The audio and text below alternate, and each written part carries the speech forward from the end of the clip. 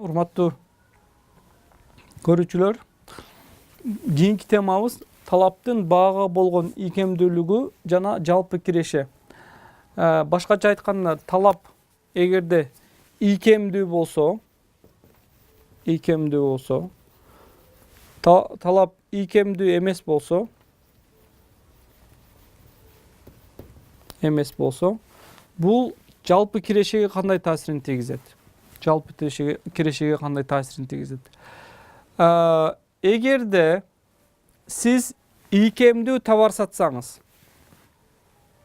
ийкемдүү товар дегеним бул люкс товарларды сатсаңыз, мисалы үчүн компьютер сатсаңыз, телефон сатсаңыз, плазма телевизор сатсаңыз, же жаңы автоунаа сатсаңыз, бул кандайдыр бир деңгээлде адамдар үчүн люкс болушу мүмкүн. Ошондуктан эгерде сиздин товарыңыз ийкемдүү, сиздин товарыңызга болгон талап ийкемдүү болсо, сиз бааны жогорулатсаңыз, P дегеним баа, price баа, эгерде талап ийкемдүү болсо, ийкемдүү товарга бааны жогорулатсак, анда жалпы киреше эмне болот? ЖК деп койдум, жалпы киреше. Жалпы киреше көбөйөбү же азаябы? Албетте жалпы киреше азаят. Эмне себептен? Себеби люкс товардын баасын кымбаттатканыбызда адамдар ага жооп катары аны албай коет, адан баш тартат. Себеби люкс товар мен үчүн кереги деле жок, ансыз деле жашоо мүмкүнчүлүгүм бар. Адамдар албай койгондо сиздин товарыңызга талап азаят. Талап азайганда сиздин жалпы кирешеңиз азаят. Экинчиси, эгерде сиздин товарыңыз ийкемдүү болсо, ийкемдүү болгон товарга баасын төмөндөтсөңүз, баасын 10%-га төмөндөтсөңүз, талап 20%-га көбөйөт. Себеби элдин баары арзан баада люкс товар алууну каалайт. Демек эмне болот экен? Жалпы киреше жогорулайт экен. Демек, эгерде сиз жалпы кирешеңизди жогорулатам десеңиз, биринчи сиздин ошол товарыңыздын ийкемдүүлүгүн билишиңиз керек. Товарыңызга болгон талаптын ийкемдүүлүгүн билишиңиз керек. Эгерде сиз товарыңыз люкс товар катары эсептесеңиз, мунун товарын 1%-га арзандатсаңыз, анын талабы 2%-га же 1%-дан көбүрөөк көбөйөт экен. Бирок канчалык пайыз арзандатышым керек мен? Эгерде жалпы кирешени көтөрүш үчүн дегениңизде, албетте арзандатуунун бир чеги бар. Кандай чеги? Бул ийкемдүүлүк 1-ге барабар болгонго чейин арзандатсаңыз болот. Бул кандай болушу мүмкүн? Мисалы үчүн 2%бы же 5%бы өзүңүздүн мүмкүнчүлүгүңүзгө карап, эгерде товарыңыз люкс болсо, аны арзандатсаңыз, же рынокто арзандап кетсе, ага болгон талап көбөйөт. Талап көбөйгөндө сиз көбүрөөк товар сатасыз. Экинчиси, ийкемдүү эмес болсо, товарыңыз ийкемдүү эмеске биз эмнени айттык? Бул күнүмдүк жашоо турмушта керектүү болгон товарлар дедик. Мисалы үчүн картошканы күнүмдүк колдонобуз. Эгерде картошканын баасы кымбаттаса, мен ийкемдүү эмесмин, аны алганга мажбурмун. Себеби же болбосо эттин баасы кымбаттаса дагы мен кымбат этти алам. Же болбосо нандын баасы кымбаттаса дагы мен алам, ансыз мен жашоо болбойт дегендей. Ал эми эгерде нандын баасы арзандап кетсе, мен ошол эле бир эле нанды алам, 2 нан, 3 нан, 4 нан, 5 нан, нан арзан экен деп мен көп нан албайм. Өзүмө керектүү гана нанды алам.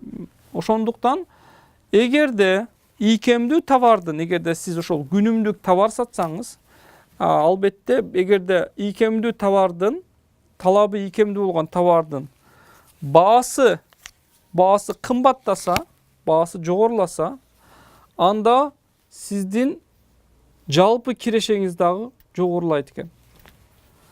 Жалпы кирешеңиз дагы жогорулайт. Эмне себептен жалпы кирешеңиз жогорулайт?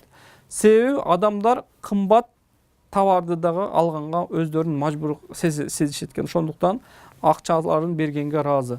Алар албай кое албайт. Алар макул, кымбат болсо дагы арзан.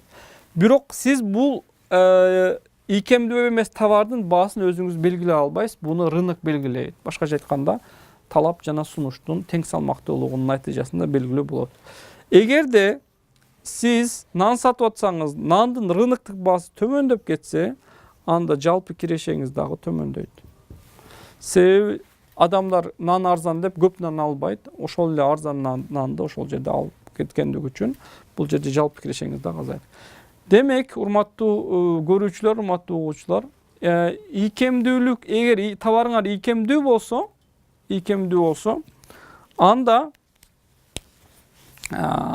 эгер сиз жалпы кирешеңизди жогорулатам десеңиз, бааңызды кандайдыр бир деңгээлде төмөндөтүшүңүз керек. Рыноктук баадан көп болбосо дагы өзүңүздүн атаандаштарыңызга салыштырмалуу арзаныраак болсо, көп сатасыз, а көп сатканда сиз бааны кирешеңиз көбөйөт экен. Ал эми ийкемдүү эмес товар сатсаңыз, талап ийкемдүү эмес товар сатсаңыз, сиздин рыноктук баа төмөндөп кетсе, кирешеңиз дагы төмөндөйт. Бул риск бар. Бирок жогорулап кетсе, сиздин пайдаңыз дагы көбүрөөк жогорулайт экен. Бул жерде эмнени айткыбыз келип атат?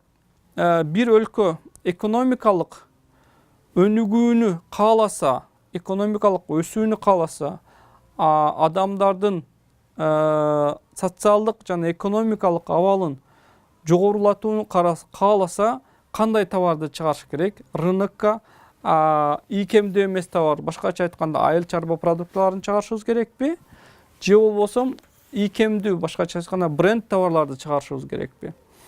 Мунун натыйжасында биз көрүп жатабыз. Эгерде мисалы үчүн айыл чарба товарын чыгардыңыз, сиз картошка чыгардыңыз, 100 тонна картошка өндүрдүңүз, рынокко алып келдиңиз, бирок ошол жылы элдин баары картошка чыгаргандыгы үчүн рыноктук баасы төмөндөп кетти. Рыноктук баасы төмөндөп кеткени үчүн сиздин кирешеңиз дагы төмөндөйт, албетте. Ал эми төмөндөгөндө бул жерде адамдардын жашоо деңгээли жогорулаган жок, тескерисинче төмөндөп кетти. Ошол эле убакта эгерде элдин баары картошка чыгарбай бир эле сиз чыгарсаңыз, анда рынокто картошканын дефицитин көрөсүз да. Дефицит болгондо баалар жогорулайт. Баалар жогорулаганда албетте сиз жакшы пайда табасыз деген теориялык бир чечим бар.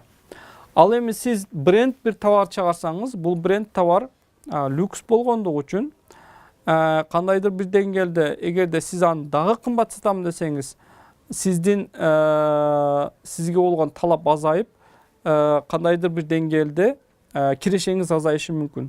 Ал эми эгерде чындап эле сапаттуу, адамдарга керектүү жана баасы жогору болгон товарды 5%, 5%, 10% арзандатуу кылганыңызда, сиздин талабыңыз талап ошого өтө деңгээлде эмне болот экен, көбөйөт экен. Мисалы үчүн азыркы өтө популярдуу болуп жатат. Бул 24 ноябрь эмне дедик? Бул кара жума күнү. Батышта айтылат Black Friday деп, кара жума күнү супермаркеттерде, магазиндерде 50%, 70% арзандатуу болот. 70%, 50% арзандатуу болгондо элдин баары супермаркеттерге барышып, эшиктерин сындырышып, терезелерин сындырышып, киришип, товарлардын талашы болуп атат. Ошончолук не болуп атат? Талап көп болуп атат. Эмне үчүн талап көп? Себеби алар саткан товар чындап эле сапаты жакшы жана ийкемдүүлүгү жогору болгон товар болгондугу үчүн талап арзандатуу болгондо талап 2 эсе 3 эсе көбөйдү. эки эсе, үч эсе көбөйдү. Ал эми мисалы үчүн биз ошол эле картошка рыногунда ошол Black Friday деп кара жума күнү келсеңер, картошканы мисалы үчүн мурун 20 сом менен 10 сомдон беребиз десек, ошончолук деңгээлде ажиотаж болобу? Буну ойлонуш керек. Адамдар айтышы мүмкүн, кыш үчүн сактанып калайлы. Бирок биз элестетсек, элдин баарында картошка бар деп, албетте элдер мынчалык деңгээлде ажиотаж болбосо керек эле. Себеби бул жерде ийкемдүү товар болгондугу үчүн, люкс товар болгондугу үчүн элдер талап көбөйдү. Талап көбөйгөндө ошол бул жакшы нерсе ким үчүн? Сатуучулар үчүн. Сатуучулар эмне үчүн жакшы болуп атат?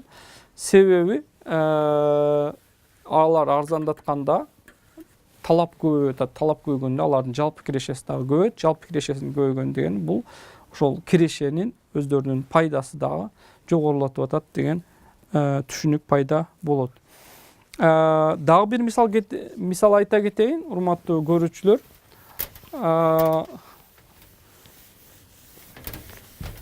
Мисал үчүн өтө адамдарга белгилүү бир ырчы дейли.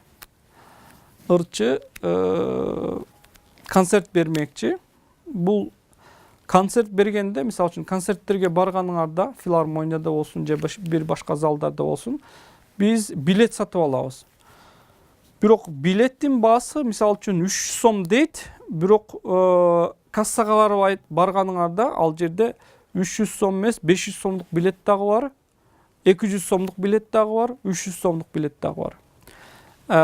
Мисалы үчүн ал жердеги айтат, эгерде астыдагы ряддардан алгыңыз келсе, же эң борбордогу ряддардан алгыңыз келсе, баа 500 сом. Эгерде арка жактагы ряддардан же оң жак же сол жактагылардан алгыңар келсе, анда баа 200 сом.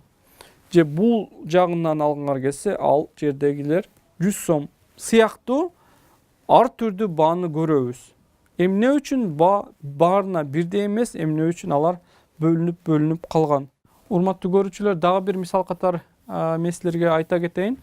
Бир чоң ырчынын концертин уюштурулуп жатат. Ал жерде баалар, концертке баалар ар түрдүү болуп өзгөрүшү мүмкүн.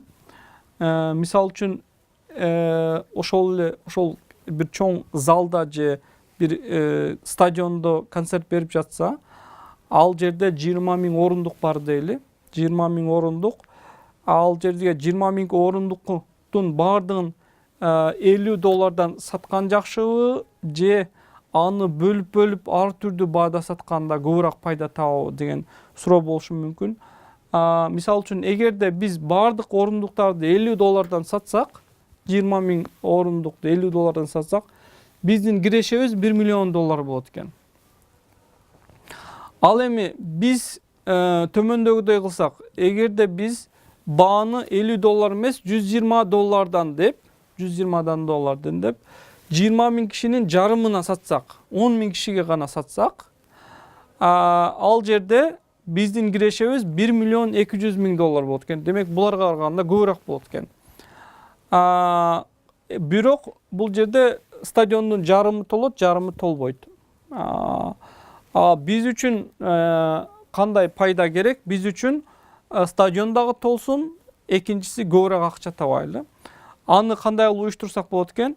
Демек, стадиондун жарымын 10 000 киши менен толтуруп, ал эми жарымын $50 сатсак болот экен. Бул жерде жарымын 10 000ди $120 сатканыбызда $1 миллион 200 000 болот.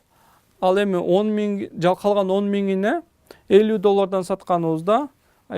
сатканыбызда бул жерде 700 000 болот.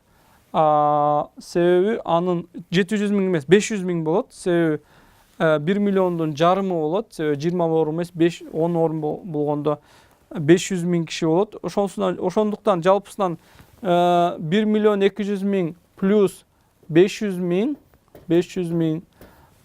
пайдабыз $1 миллион 700 000 болот экен. Демек, сиз сатып аткан товарыңызды эгерде кандайдыр бир деңгээлде бааларын bir өзгөртүү койсоңуз, өзгөртүүлөрдү койсоңуз, сиздин кирешеңиз дагы көбөйөт экен. Бул концерт мисалында биз айта кеттик, bir концертке киргениңизде билет астыңкы ряддар кымбатыраак болот, аркаңкы ряддар арзаныраак болот. Ортодогу ряддар ошол эле баада болушу мүмкүн. Чекедеги ряддар арзаныраак болушу мүмкүн, катарлар арзаныраак болушу мүмкүн. Демек, ошол концерттик залдагы ар түрдүү бааны коюунун максаты эмне? Кирешени көбөйтүү, бир гана кирешени көбөйтүү.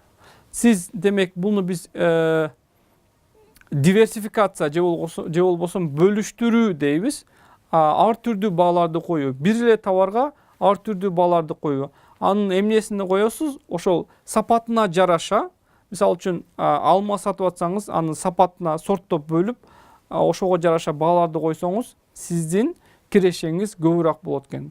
Демек, бир товарды сатып атканда, ошол товарга ар түрдүү критерияларды коюп туруп, ошонун негизинде ар түрдүү бааларды дагы койсоңуз, сиздин кирешеңиз бир баа койгонго караганда көбүрөөк болот экен. Демек, бул дагы кандайдыр бир деңгээлде ийкемдүү товардын